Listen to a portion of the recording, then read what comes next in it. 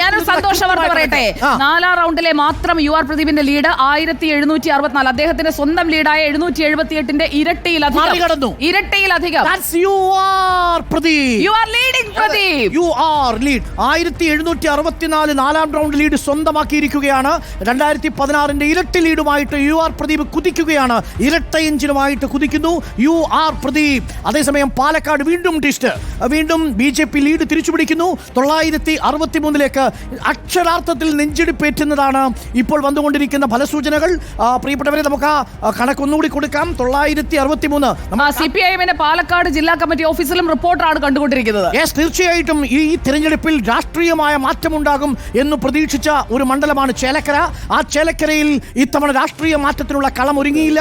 അവിടെ U R Pradeep LDFന്റെ seat നിലനിർത്തി. ഭരണവിരുദ്ധ വികാരത്തിന്റെ പേരിൽ ഇനി സർക്കാരിനെ ഈ തെരഞ്ഞെടുപ്പിനെ മുൻനിർത്തി. പക്ഷേ ഞാൻ ഒരു കാര്യം പറയട്ടെ, C കൃഷ്ണകുമാർ നമ്മളോട് ഇന്നലെ സംസാരിക്കുമ്പോഴും 5ാമത്തെ റൗണ്ട് എത്തുമ്പോഴേക്കും ലീഡ് ആയിരിക്കും എന്ന് പറഞ്ഞു.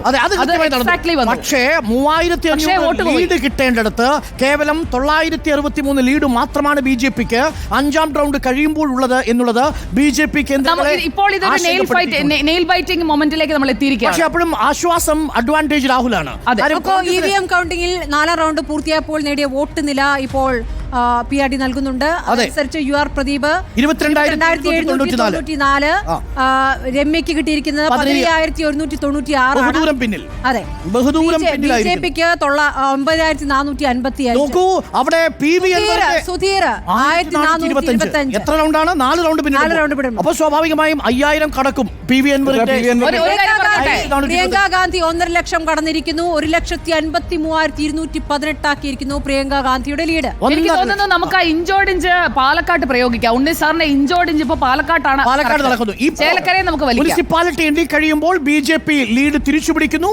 അത് ലോക്സഭയിലെ ലീഡിനേക്കാൾ മെച്ചപ്പെട്ട ലീഡ് പിടിച്ചിരിക്കുന്നു. ലോക്സഭയിലെ BJPക്ക് ഉണ്ടായിരുന്ന ലീഡിനേക്കാൾ മെച്ചപ്പെട്ട ലീഡ് BJPക്ക് മുനിസിപ്പാലിറ്റി സമ്മാനിക്കുന്നു. പക്ഷേ 2021 ലീഡിനോളം പോകുന്ന ലീഡ് ഉറപ്പിച്ചിരിക്കുന്നു. മഹാരാഷ്ട്രയിൽ പോസ്റ്ററുകളൊക്കെ ഇറങ്ങിക്കഴിഞ്ഞു. അല്ല, യു ആർ പ്രദീപ് പോസ്റ്ററുകളൊക്കെ ഇറങ്ങിക്കഴിഞ്ഞു. നമ്മൾ 1ാം റൗണ്ടിലെ ഉറപ്പിച്ചു. ഇന്നലെ വളരെ കൃത്യമായി വ്യക്തമായി ഒരു സംശയത്തിനും ഇടവില്ലാത്ത വിധം നമ്മൾ പറഞ്ഞു ആ മണ്ഡലത്തിൽ. കാര്യം നമ്മൾ ബൂത്തിൽ പോകുമ്പോൾ ആ മണ്ഡലത്തിൽ പോകുമ്പോൾ നമ്മൾ അതുകൊണ്ടാണ് പറഞ്ഞത് 8 മണിക്ക് മുമ്പ് തന്നെ കണക്ക് വെച്ചാണ് പറയുന്നത്.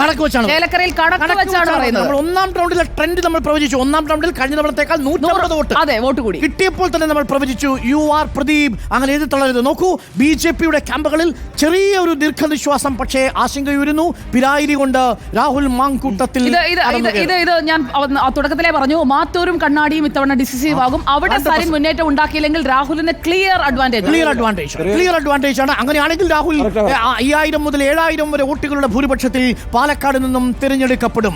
നോക്കൂ, BJPയെ മൂത്താന്തറയിൽ സന്ദീപ് വാര്യരെ ഇറക്കിയത് ഫലം കണ്ടില്ല. മൂത്താന്തറ അത് BJPക്കൊപ്പം